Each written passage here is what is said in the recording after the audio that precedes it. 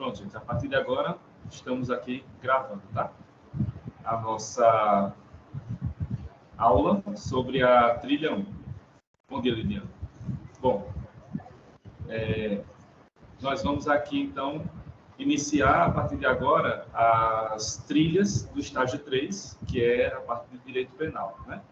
E aí as trilhas, elas vão ser passadas por mim para vocês todas as semanas. Então, a partir de hoje, todas as quartas-feiras, a gente vai estar se encontrando por aqui pelo Teams para poder passar as instruções de cada tela, de cada trilha para vocês.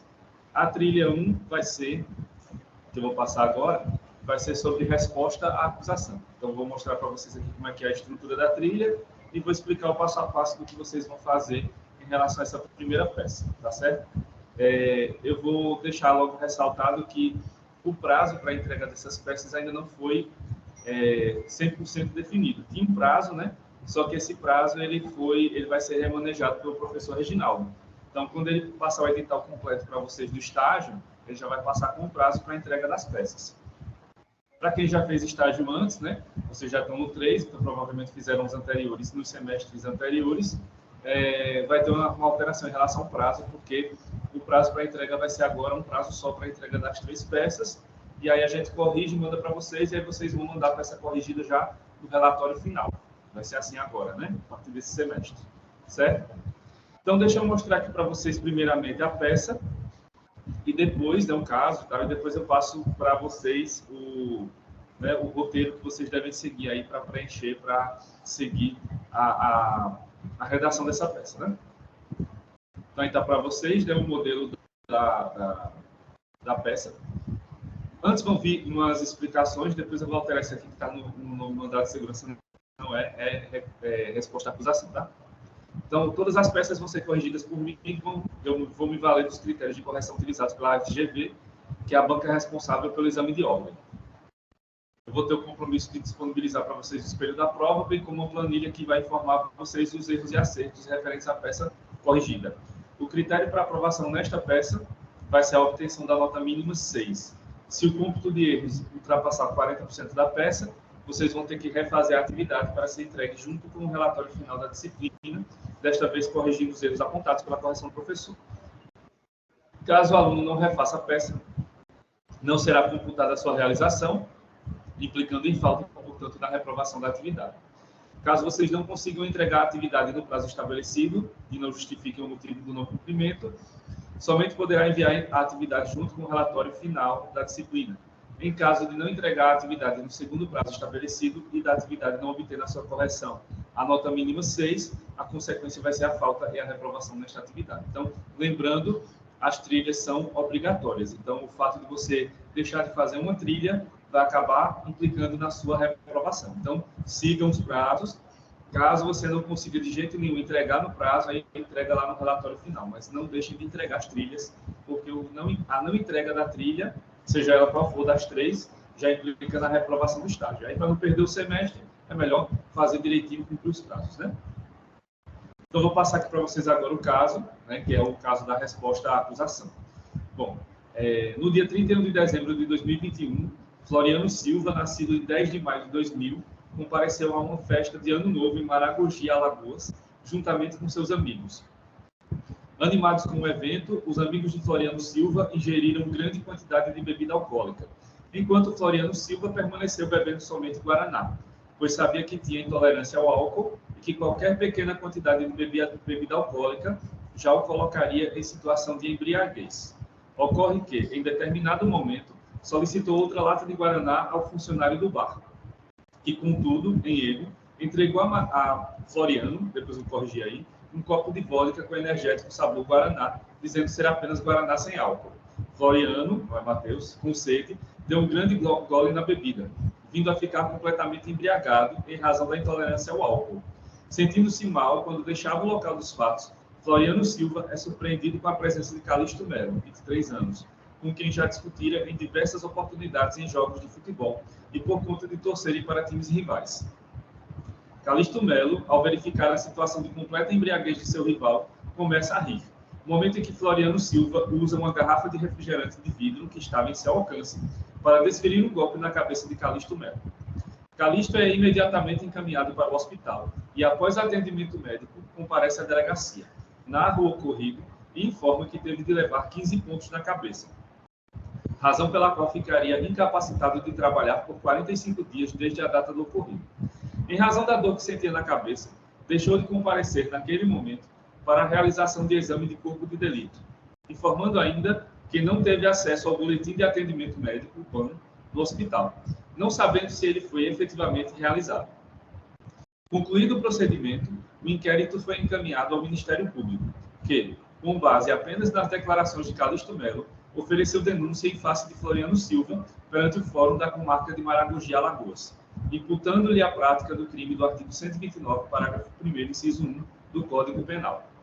Informou o parquet que deixou de oferecer proposta de suspensão condicional do processo, em razão da significativa pena máxima prevista para o delito, que é de 5 anos de reclusão, bem como diante da folha de antecedentes criminais, que registrava apenas uma condenação anterior de Floriano Silva, com trânsito em julgado no ano de 2019, pela prática da infração prevista no artigo 42 do Decreto-Lei 3.688 de 41. Como documentação, o Ministério Público apresentou apenas imagens da câmera de segurança do local da festa e a folha de antecedentes criminais. Após o recebimento da denúncia, Floriano Silva foi pessoalmente citado e intimado para a adoção das medidas cabíveis, em 12 de setembro de 2023, terça-feira, data em que os mandados foram juntados aos autos, vindo a procurar seu advogado para assistência técnica. Informou ao patrono que, na data dos fatos, realizou exame de alcoolemia e atendimento médico, que constatou que ele se encontrava completamente embriagado em razão da ingestão de bebida alcoólica, vodka, e da sua intolerância ao álcool, bem como que era inteiramente incapaz de determinar-se sobre o caráter ilícito do fato. Forneceu ainda o nome do funcionário do bar que teria lhe atendido, Augusto, e de seus amigos Alex Salles e Célio Moreira, que teriam presenciado os fatos. Confirmou, todavia, que desferiu o golpe de garrafa na cabeça de Calixto Melo, que deixou o local com sangramento. Considerando a situação narrada, apresente, na qualidade de advogado de Floriano Silva, a peça jurídica cabível diferente de habeas corpus e embargos de declaração, expondo todas as teses jurídicas de direito material e direito processual pertinentes. A peça deverá ser datada no último dia do prazo, considerando que de segunda a sexta-feira são dias úteis em todo o país. Aí a peça valerá até 10 pontos, e aí nessa peça vocês devem abranger todos os fundamentos de direito que possam ser utilizados para dar respaldo à pretensão. A simples menção ou transcrição do dispositivo legal não confere pontuação. Lembrando que qualquer menção nominal ou situacional presente nesta peça será mera coincidência. Aí aqui já temos um indicativo de cada ponto que vocês devem seguir na peça, né, no fato de redigir a peça, e aí a pontuação correspondente. Então aqui está a distribuição dos pontos, né? Então o endereçamento vai valer meio ponto, nome e qualificação das partes, meio ponto, a fundamentação legal nos artigos 396 e 396A do CPP, meio ponto, narração dos fatos, 1 ponto, as preliminares de nulidade, né, 1 ponto, absolvição sumária, 1 ponto, proposta de suspensão condicional do processo também, 1 ponto. Sobre o mérito, aí vocês vão fundamentar melhor na parte do mérito, e aí vão fundamentar com base no artigo 397, inciso 2 do CPP, a absolvição sumária, e a embriaguez proveniente de fortuito ou força maior, com base no artigo 28, parágrafo 1º do Código Penal, mais 1 ponto.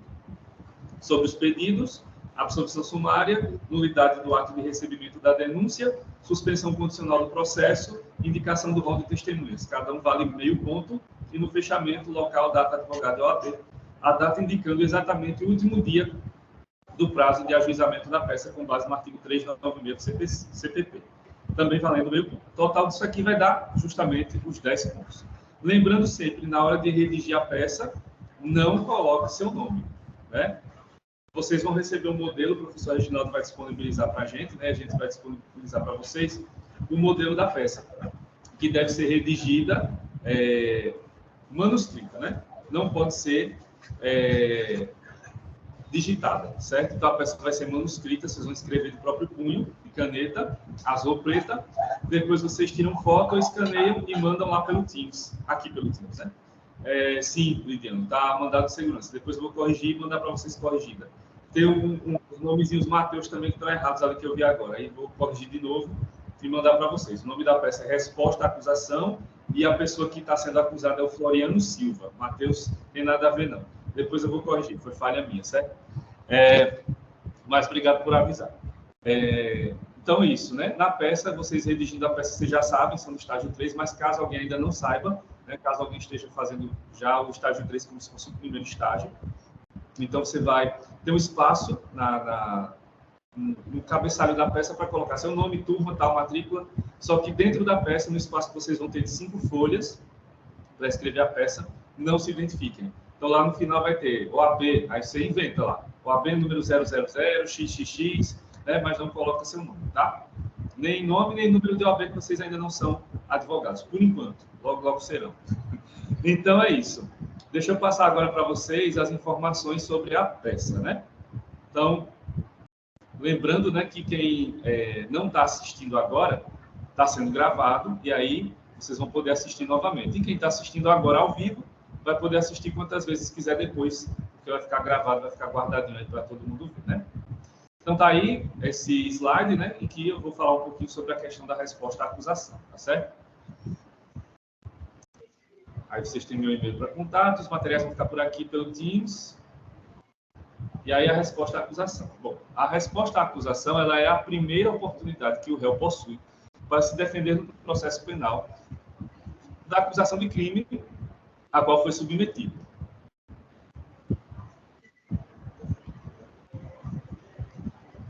Então, aqui, geralmente, nesses crimes, como no caso aqui, né, do crime de lesão corporal, que é o caso dessa trilha 1, o Ministério Público, então, ingressa com a acusação como representante da sociedade, e aí o réu vai ser, então, citado, intimado, e a primeira vez em que ele vai poder se manifestar no processo é justamente na resposta à acusação, que é aqui o que no processo civil, por exemplo, a gente chama de contestação, né?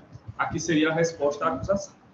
Então, é nesse espaço que o réu vai ter aqui a sua primeira oportunidade para se defender, né? Como vai ter no direito penal, no processo penal, alegações finais e tal, outros aspectos da defesa podem ser, né, melhor abordados, aprofundados nas alegações finais. Mas a resposta à acusação já tem que trazer, né, os fatos e o direito que esse réu tem ali para poder se defender. Então, é aqui que o direito de defesa vai ser exercido pela primeira vez.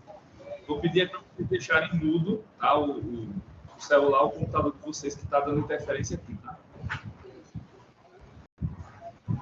Então, no caso descrito nesta primeira trilha, Floriano Silva foi denunciado pelo Ministério Público pela prática do crime de lesão corporal grave, sendo pessoalmente citado para a apresentação da medida cabível. Então, o que é que vai acontecer nesse caso, né? Após a juntada do mandado de citação nos autos do processo penal, ainda não havendo a instrução, cabe à defesa técnica apresentar a resposta à acusação. Então, vocês, como advogados do Floriano, advogados e advogadas, vão apresentar a resposta a essa acusação feita pelo MP nesse processo penal, certo? Que está lá tramitando da comarca de Maragogi.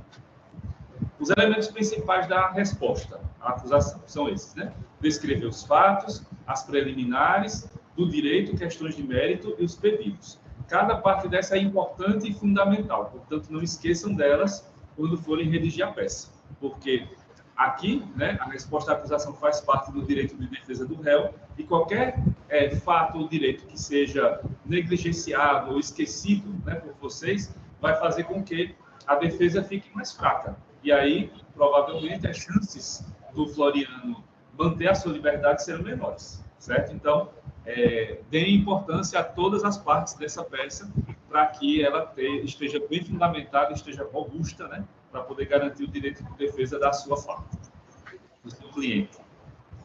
Bom, a fundamentação legal para a resposta à acusação vem desses dois artigos, 396 e 396-A do Código de Processo Penal. O que é que diz o artigo 396? Nos procedimentos ordinários sumário, oferecida a denúncia ou queixa, o juiz, se não a rejeitar liminarmente, recebê-la-á e ordenará a citação do acusado para responder à acusação, por escrito, no prazo de 10 dias. No caso de citação por edital, o prazo para a defesa começa a fluir a partir do comparecimento pessoal do acusado ou do defensor constituído. Então, lembrando que o prazo para responder à acusação é de 10 dias, tá? Vou falar sobre essa questão do prazo, porque sempre vem a discussão. São dias úteis ou são dias corridos, né? Isso implica lá na contagem do prazo para o ajuizamento da resposta, que isso tem que ser observado por vocês lá no final da peça, tá? para poder colocar a data certinha do ajuizamento da peça. Então, sobre a contagem dos prazos processuais penais, o artigo 798 do CPP determina o seguinte: todos os prazos correrão em cartório e serão contínuos e peremptórios, não se interrompendo por férias, domingo ou dia feriado. Ou seja, os prazos são contados em dias corridos, certo? Não se computará no prazo o dia do começo, incluindo-se, porém, o do vencimento. Então, não conta lá o 12 de setembro, vai contar a partir do dia 13 e vai até o último dia do prazo, né? A terminação dos prazos será certificada nos autos pelo escrivão. Será, porém, considerado fim do prazo, ainda que omitida aquela formalidade, se feita a prova do dia em que começou a ocorrer. O prazo que terminar em domingo ou feriado considerar-se-á prorrogado até o dia útil e imediato. Então, observem isso, né? Se cair o dia lá, o último dia do prazo, no domingo ou no feriado, então ele vai ser prorrogado para o dia útil seguinte. Não correrão os prazos se houver impedimento do juiz, força maior, ou obstáculo judicial oposto pela parte contrária. Salvo os casos expressos, os prazos correrão da intimação, como é o caso aqui do nosso Floriano Silva. Sendo assim, a citação ou intimação do réu ocorreu em 12 de setembro de 2023, na terça-feira. Então, vai se iniciar a contagem do prazo em 13 de setembro de 2023, uma quarta-feira, e termina em 22 de setembro, uma sexta-feira. Ou seja, conta-se o prazo de 10 dias corridos para que se determine a data final para a interposição da resposta à acusação no processo penal. Então, como não teve feriados aí nesse meio do prazo, né, nessa contagem de prazo para o último dia, então, vai contar exatamente os 10 dias corridos. A questão de ter feriados no meio do prazo não interfere, é só em relação ao dia do vencimento, certo? Já o artigo 396-A prevê o seguinte: na resposta, o acusado poderá arguir preliminares e alegar tudo o que interessa à sua defesa, oferecer documentos e justificações, especificar as provas pretendidas e arrolar testemunhas, qualificando-as e requerendo a sua intimação quando necessário. Então, veja, na resposta à acusação, o advogado do réu pode arguir tudo o que for preciso para defender. Então, pode mencionar as preliminares, pode fazer a defesa de mérito, já, inclusive pode e deve arrolar testemunhas se existem. No caso aqui, serão 3 testemunhas, o atendente do bar e os 2 amigos que estavam com o Floriano. Vai precisar rolar as testemunhas também nessa resposta, né? A exceção será processada em apartado nos termos dos artigos 95 a 112 deste Código, não apresentada a resposta no prazo legal, se o acusado ficar, né, e defensor, o juiz nomeará defensor para oferecê-la, concedendo-lhe vista dos autos por 10 dias. Deixa eu ver aqui.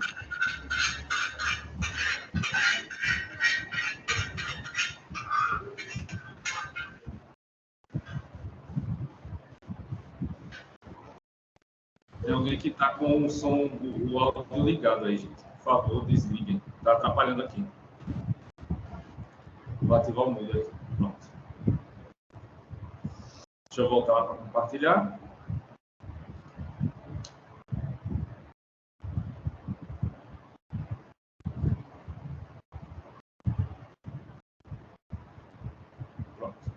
Então, o crime, né, apontado pela acusação foi o crime de lesão corporal grave, que é descrito pelo artigo 129, parágrafo 1º, inciso 1 do Código Penal, que prevê o seguinte, né, ofender a integridade corporal ou a saúde de outrem. A pena vai ser a detenção de 3 meses a 1 ano. Na lesão corporal de natureza grave, se resulta incapacidade para as ocupações habituais por mais de 30 dias, a pena sobe para de 1 a 5 anos de reclusão. No caso aqui, né, o Calixto, ele alegou que ficou 45 dias fora do trabalho, né? Então, seria a hipótese do artigo 129, parágrafo 1º, inciso 1 do Código Penal, né, na acusação. Então, o MP fez a menção, né, com base nos relatos do autor, né, da vítima, né, fez aí o enquadramento do crime dessa forma, né? Artigo 129, parágrafo 1º, inciso 1, por conta do tempo que ele ficou afastado do trabalho, 45 dias, então se enquadraria nessa hipótese. Então, no caso apontado pela questão, a suposta vítima do crime teve que se afastar de suas atividades por 45 dias em virtude dos ferimentos sofridos por meio da lesão corporal. A competência para o feito é determinada pelo artigo 70 do Código de Processo Penal. Então, a competência será, de regra, determinada pelo lugar em que se consumar a infração, ou, no caso de tentativa, pelo lugar em que foi praticado o último ato de execução. Então, como o ato ocorreu na cidade de Maragogi, então é lá, a comarca daquela cidade, que se deve processar o feito, já que lá foi o lugar onde se consumou a infração penal, certo? Sobre a nulidade, esta pode ser alegada a qualquer tempo no processo, mas se já há a possibilidade de alegá-la na resposta à acusação, então faça isso, né? Então, no caso em questão, a nulidade deve ser apontada desde o início, já como preliminar. A fundamentação pode ser encontrada nos artigos 158, 395, inciso 3, e 564, inciso 3, a linha B do Código de Processo Penal. Vamos a eles. No artigo 158, quando a infração deixar vestígios, será indispensável o exame de corpo de delito, direto ou indireto, não podendo supri-lo a confissão do acusado. Então, como o caso do Floriano com o Calixto foi uma situação que deixou vestígios, né? Então seria necessário fazer o exame de corpo de delito. Não foi feito, como a gente viu aí na hipótese da questão. Então, no caso em questão, consta que a denúncia somente foi acompanhada de imagens da câmera de segurança do local onde os fatos teriam ocorrido e da folha de antecedentes criminais do réu. No entanto, a vítima, o Calixto, não compareceu ao IML para a realização do exame de corpo de delito, já que estava com dor de cabeça. Também não há informações sobre a realização juntada do boletim de atendimento médico do banco. Dessa forma, o Ministério Público imputou um crime de lesão corporal qualificada. Infração essa que deixa vestígios com base apenas nas declarações do ofendido, sem o indispensável exame de corpo de delito. Então, isso já é uma causa de nulidade, né? Já no artigo 395, a denúncia ou queixa será rejeitada quando faltar justa causa para o exercício da ação penal.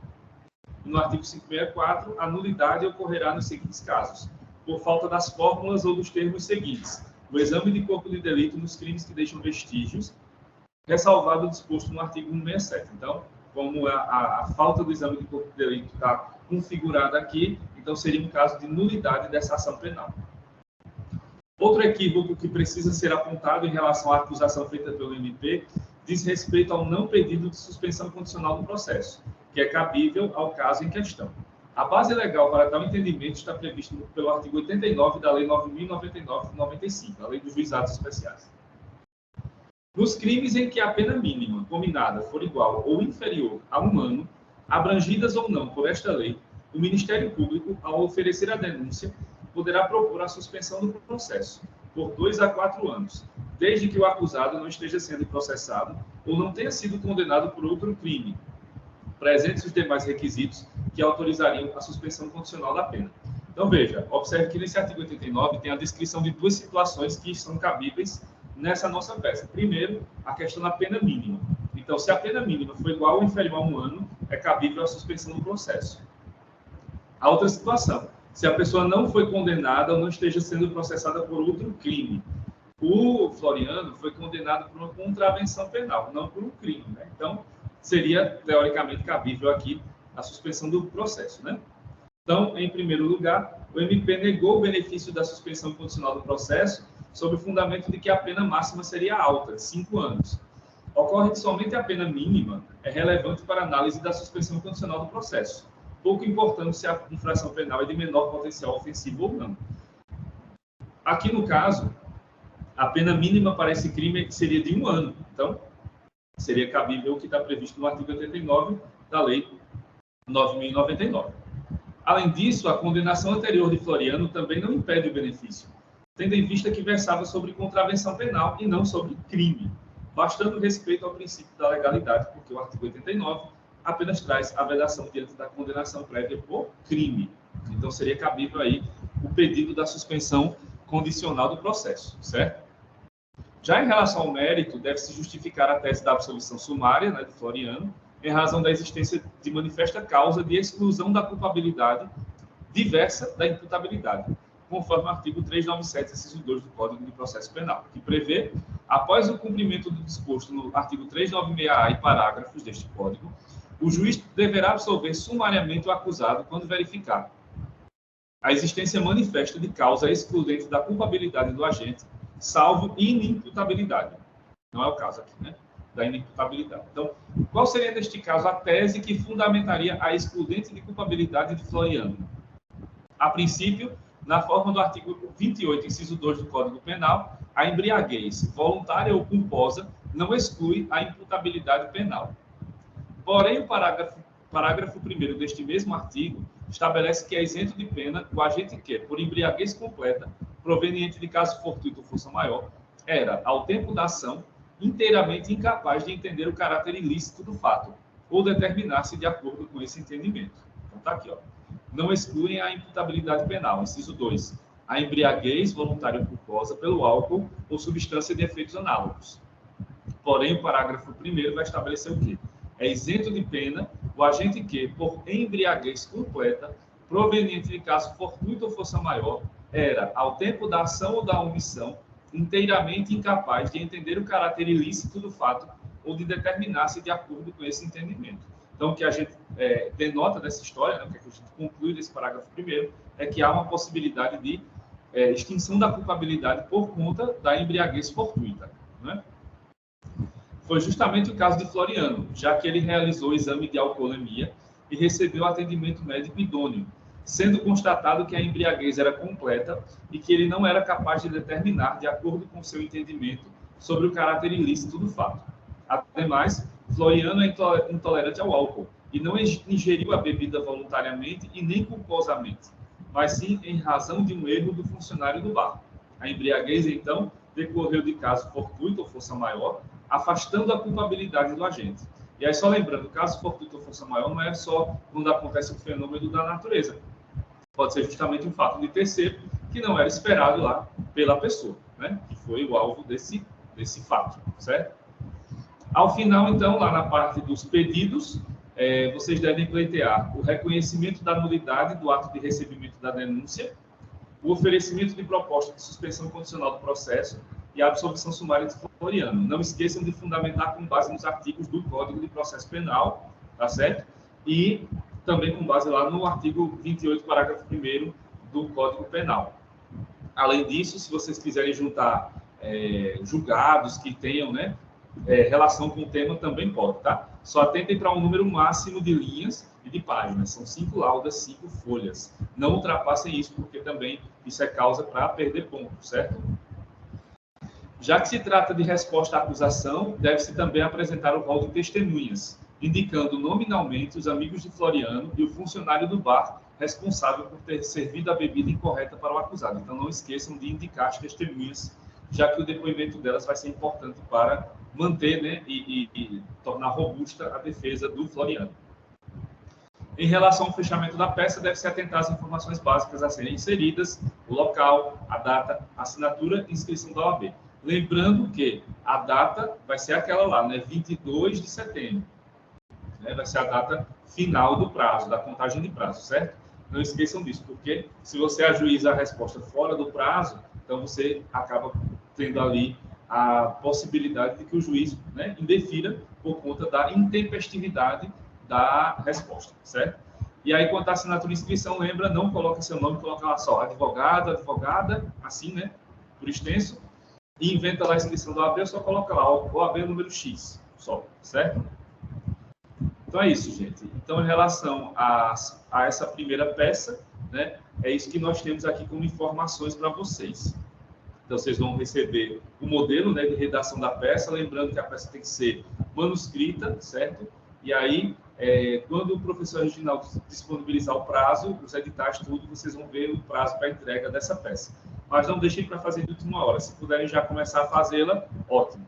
Se vocês tiverem alguma dúvida, falem comigo aqui pelo Teams, certo? Ou vão me consultando lá nas terças-feiras, né, que eu estou lá com vocês no núcleo de prática, tá certo?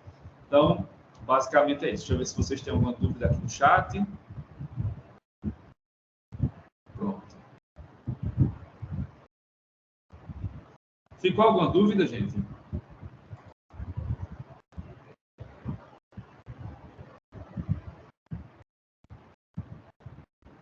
Não, professor. Como a gente já está no estágio 3, aí a gente já vem, né, no 1 e no 2 fazendo essas peças, já tem, né, já está acostumado nesse padrão aí. Isso. Da minha parte, não ficou nenhuma dúvida, não. Tá certo, tá certo. Por isso que a aula foi mais rápida hoje, né, do que o estágio 1, 2, se vocês foram meus alunos lá, que eu demorei um pouquinho mais, porque vocês já estão sabendo como é que funciona, então é só agora seguir as instruções e fazer as peças, né? Então, Então é isso, gente. Agora eu vou... Sim, pode falar. Não, só concordando com o senhor, isso mesmo, viu? Tá certo. Então, gente, eu vou agora para a segunda reunião, né, que é do pessoal do estágio 4 constitucional. Se vocês forem meus alunos, espera só um minutinho que eu volto na reunião do estágio 4 agora, tá certo? E a gente se vê por aqui na próxima semana, que eu vou passar a trilha 2 para vocês, tá? Bom dia para vocês. Até já para quem for meus alunos de estágio 4. Até semana que vem para quem for só do estágio 3. Tchau. Tchau, bom dia.